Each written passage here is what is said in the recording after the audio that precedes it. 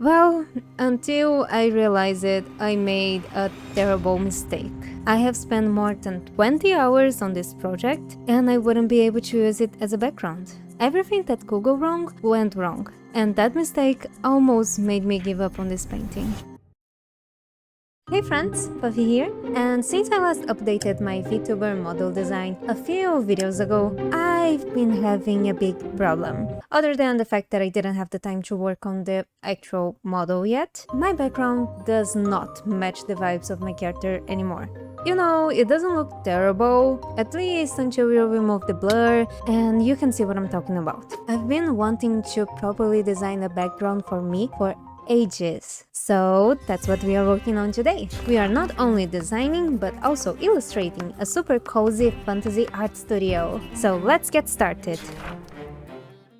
I want to create a background that fits with my new VTuber design. And since my character is basically me, if I was a D&D character, this background could be something like a classic fantasy place. Kinda like a hobbit house, but it's an art studio. I grew up with fantasy stories, but they would almost always look like this, which is absolutely gorgeous, but there were very few stories that I could identify myself with. So I want to bring more of my culture as a queer Latina woman to my fantasy art, which led me to enter a spiral of exploring historical architecture and buildings and fashion and stuff, and my reference sheet has so many images. So yeah, after spending way more time than I should just looking for some references, I started to sketch some props and some ideas. I was trying to think of objects that would make sense to be in an art studio, things like a watercolor palette, brushes, a sketchbook, a cute collection of plants. Then after that, I did a very rough layout using Clip Studio's perspective ruler. And even though it was looking fine and like making the proportions work was not that bad, I wanted to make my process a bit easier, because it's very easy to mess up proportions when you are not so used to draw a 3D space. So I decided to switch up to Blender to create a very simple 3D model of the room.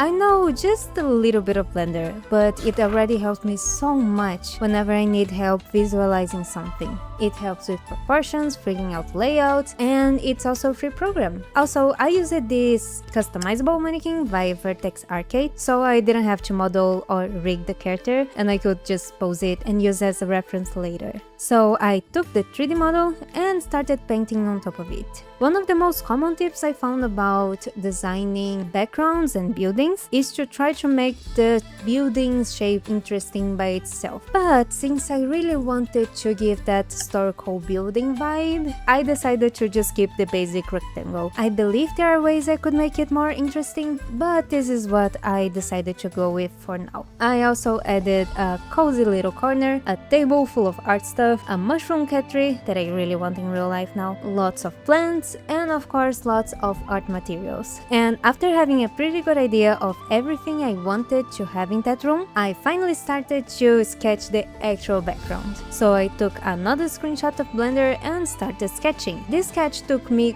quite a while to make, even with the 3D model, but I was also having a lot of fun adding all of those little details. I wanted it to feel cozy and lived in, kinda like Studio Ghibli's backgrounds. So I really focused on adding things that my character would be using on a daily basis, like art materials, but also adding weird little things that might not make a lot of sense in a generic art studio, but would make all the sense in the world in this art studio, like a wooden statue that protects boats from evil spirits, called a kahanka on that side, or the little basket with a blanket for a cat to sleep, or even the pretty lantern on the shelf. Adding those details makes the background feel way more unique to the character, because every single art studio will have art materials and stuff, but those things are very specific to myself. I also try to separate clearly what is the background, the middle ground, and the foreground by adding those objects on the table that I forgot to paint almost until the very end. And with that, the sketch was done, and it's finally time to start working on the line art. And oh boy, I did not expect this to be so hellish hard. Listen, I am an artist who loves doing line art. I use it in a lot of my work, and I even made a whole video just about it. But lining this piece specifically was hell. I started with the shelf, since it's the biggest object in the scene. Then I started lining all of the objects inside the shelf, and then I realized that making a background full of details and objects also means that I have to paint all of those details and objects. And of course, there are many techniques to paint details a bit easier or to give the impression of detail without having to actually paint them, but I just wanted to be done with it, if I'm being honest. And yes, I will regret that later. And after almost 5 hours of suffering, I have finally finished the line art. And look at that. It's looking pretty cute, isn't it? I'm sure nothing more could go wrong, right? Right? Okay, so with the line art done, it was time to work on some base colors. I knew that this would be challenging just by the amount of different objects and textures I was going to paint, but I was still pretty excited to work on this. First thing I did was to just put some colors on the canvas so I could test the light and general color scheme I wanted to use. I wanted the scene to feel like the late afternoon sun was coming through the very big window/door on the side, something very warm and cozy. Then I started to separate the objects by groups to make painting them a little bit easier later.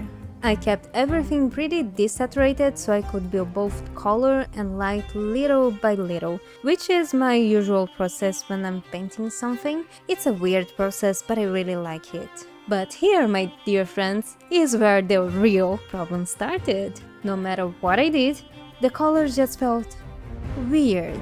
There were just too many objects, too much details, and I could not paint all of that without it looking like a colorful mess. And I had no idea what to do. Thinking about it now, I should probably have stopped and studied some backgrounds I liked, especially on animation. I did try to find better references, but I didn't really take my time to analyze them and learn from them. I decided to just keep going until I found something that works. And it took me a while, but things were starting to look nice. And I was finally starting to feel good about this painting. You know, it's not perfect, but it was looking very cute. Well, until I realized it, I made a terrible mistake. I have spent more than 20 hours on this project, and I wouldn't be able to use it as a background. Everything that could go wrong went wrong, and that mistake almost made me give up on this painting. What I realized was that when I put my character on the scene, she kinda get lost in the colors and details. Because I made the scene a lot brighter in certain spots, and the contrast between the character and the background is just terrible. And I could just paint everything again, but I have spent already 20 plus hours on this painting, and the only way to fix that without having to repaint everything was to blur the background, which means that all the details I spent so much effort doing, they wouldn't be visible. And I'm not joking, I really wanted to just delete the file and forget that it ever happened. I was so frustrated to spend so much time working on something only for it to not work as I wanted. But that's life. Most of the times things don't work the way we want, but we try it anyway. So I decided to finish the piece even knowing that it wouldn't be perfect. I added more color variation to the books, tried to improve the contrast a bit, and just roughly rendered the piece, not really worrying about making it perfect because, well, it wouldn't be perfect anyway. I finally remembered to paint the object on the table while I was already working on this video, and I think it's finally time for us to see the final results.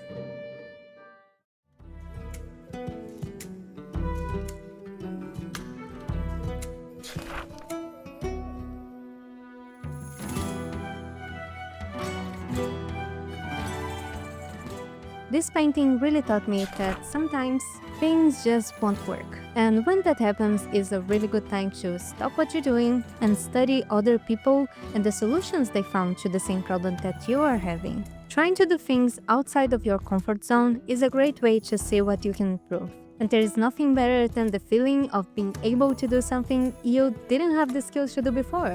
And even if things don't work out in the end, you can always just try again later. I ended up liking how this painting turned out, even if I had to blur it, even if I had all of the problems with it.